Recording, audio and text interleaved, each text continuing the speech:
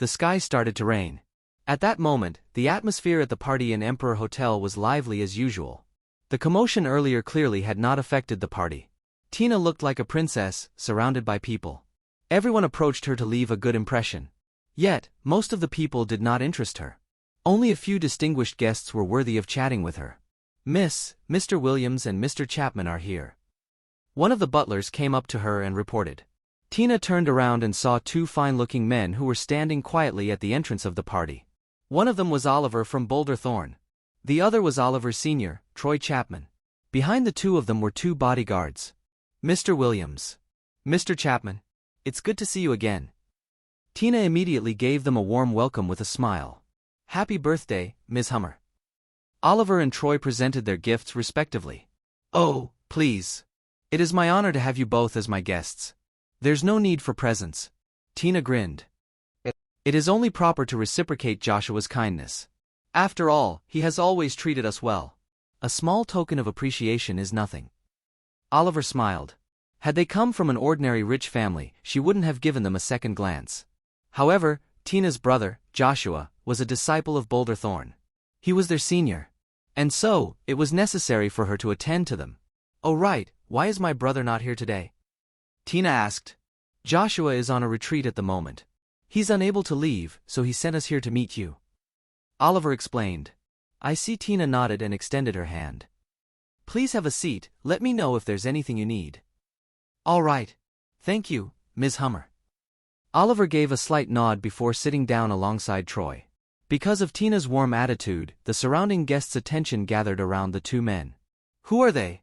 Why did Tina personally welcome them? I don't know. They seem unfamiliar. I don't think they're from Swinton. Then, perhaps they are someone important from Millsburg? The sound of whispers rippled through the crowd as curiosity overlooked them.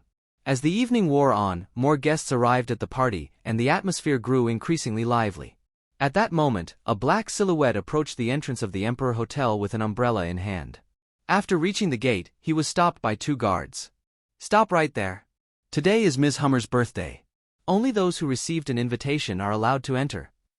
Step aside. Dustin did not want to waste another second and immediately headed inside. Scoundrel!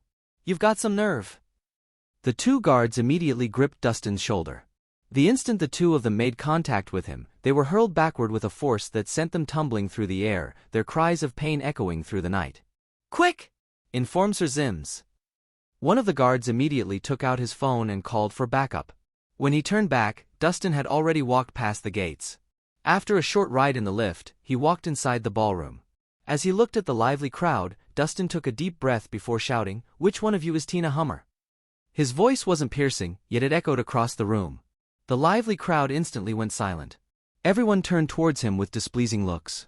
Who dared to call Ms. Hummer by her name? Everyone wondered. Who's calling me? Tina stood up slowly with a displeased look in her eyes. Dustin silently walked forward as everyone stared down at him. Hey, isn't that Dahlia's ex-husband? Why is he here? I'm guessing he's probably here to apologize. After all, stealing from Ms. Hummer is not a small matter. He's apologizing after his woman got beaten up? How shameful. People all around the room began to murmur amongst themselves as they pointed at the man. They were mostly mocking him. What? Are you here to apologize for that bitch? Tina's eyes scanned the man from head to toe, her lips curling into a sinister smile as she sized him up. If you're really interested in helping your friend, you might want to start by getting down on your knees. And who knows, if I'm pleased, maybe I'll consider letting her off the hook. So, you were the one who caused Dahlia's injuries? Dustin slowly approached her. Seconds later, he stood in front of her. So what if I was the one who caused her injuries? That bitch didn't know her limits. A slut like her deserved a beating. Tina laughed coldly. And let me tell you, this matter is far from over. Today was just a little warning. In the future, I'll pay it back bit by bit. I will be her nightmare for the rest of her life. As soon as the words left Tina's lips, a sudden, sharp sound echoed through the room. Smack! Tina was sent flying across the room. Her body flipped through the air, twisting and turning in a blur of motion, before finally crashing down onto the ground with a sickening thud.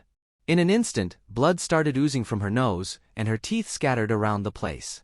The entire room was stunned at the scene. Everyone's jaw dropped to the ground in disbelief. No one would have thought that Dustin would hit her. Moreover, he slapped her in front of such a crowd. Everyone knew that she was Edwin Hummer's daughter. She was the belle of the ball in all of Swinton. Had he lost his mind? How dare he lay a finger on Miss Hummer? Does he not treasure his life? Everyone thought. You dare to hit me? Tina held her burning cheek and stood up as her legs wobbled beneath her.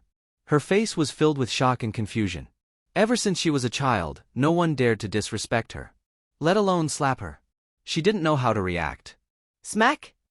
Without wasting another second, he slapped her once again with all his might.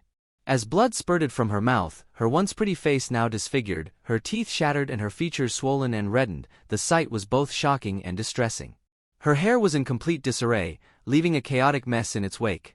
I'll make you pay 10 times the pain that you inflicted on Dahlia. Dustin roared out. His words and actions were impulsive and reckless. Boom! In a split second, the party was in shambles. One could say that the first slap was done out of impulse. A second slap was already humiliating and provoking her. But who in the right mind would want to provoke the Hummers?